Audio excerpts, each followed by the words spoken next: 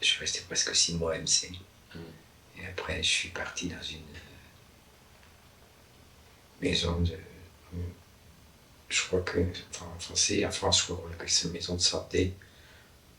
Je crois que ça peut être aussi maison de révalidation aussi. En fait, c'était surtout, moi je trouve, c'était surtout une maison de retraite, une maison de vieux, parce que c'était, il y avait qu'une partie qui était réservée pour 10 personnes qui avaient le sida, qui étaient en train de mourir, quoi. Et tout le reste, c'était pour les personnes âgées, les personnes qui... oui, c'est une maison de retraite. C'était pareil pour toi? On t'a considéré comme en train de mourir? Ouais. J'étais, comme on dit, terminal. Terminal. J'étais... oui, c'était à la mi... je m'en suis pas rendu compte tout de suite, mais...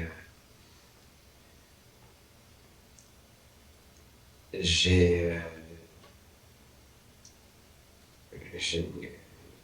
s'est fait bizarre. D'un seul coup, j'ai compris que si on m'avait mis à cet endroit, c'est parce que j'étais terminal, j'allais mourir, quoi. Donc, parce que j'étais pas capable de me débrouiller tout seul. Donc, on m'a mis dans cet endroit. J'ai envie de dire. J'appellerais ça un mouroir. Mais, ouais. Je suis resté là 5 mois à peu près. 6 mois à MC, et puis 5 mois au mouroir. Et puis, alors, ça fait quelle année que tu es rentré ici? À la fin de l'année. À la fin de l'année. L'année, c'était 98? 99. 19. À la fin 99, je suis rentré ici. Non, parce que j'étais étonné d'être toujours vivant pour le 31 décembre du passage de 99 à 2000. J'avais pensé que je verrais jamais, quoi. Jamais je me dirais, eh oui, je me rappelle parce que j'étais tout seul d'ailleurs, mais enfin, j'étais tout seul. Mais, c'était bizarre de se dire, je suis toujours là d'ailleurs.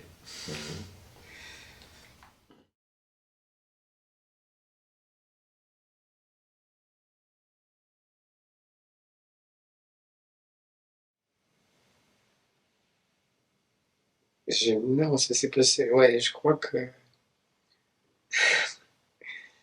c'est une histoire que je dois raconter. Enfin, c'est le jour que j'ai dit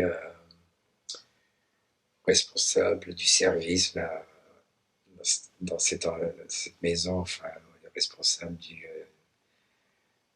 Flavor House, que j'ai dit bon, je vais rentrer chez moi, et que j'ai dit oui. Et puis ils ont même dit, je crois que c'est le meilleur que tu peux faire. De toute façon, j'avais toujours dit, je mourrai dans mon lit.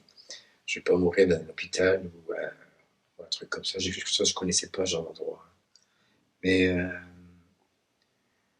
donc il m'a dit bon, ok, on va faire tout organiser, etc. Parce qu'il fallait faire des changements à la maison, etc. Parce que j'étais en chaise roulante, etc. Mais je me rappelle le soir, je sais plus si j'avais eu de la visite. Je sais plus si c'était que j'avais dit déjà que je vais rentrer, je savais pas quand, enfin. Et le soir,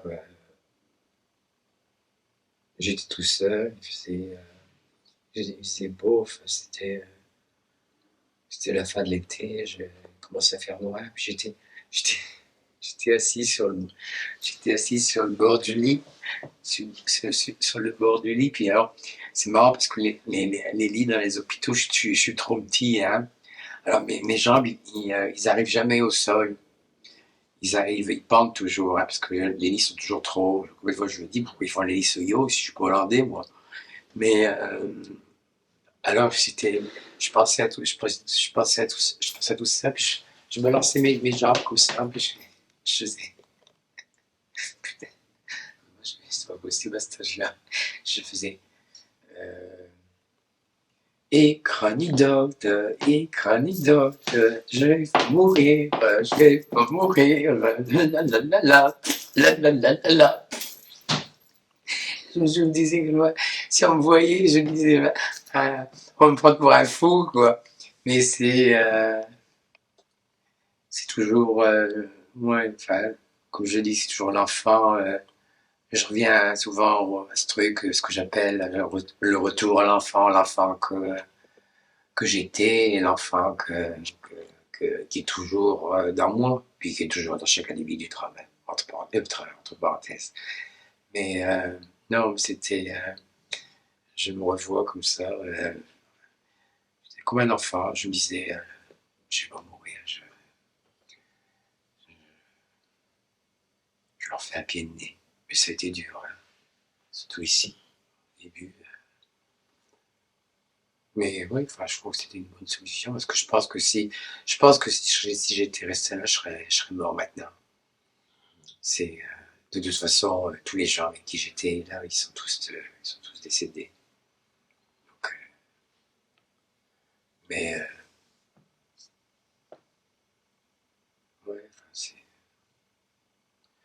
c'est bizarre parce que c'est une période que j'aime pas tellement parler parce que c'était assez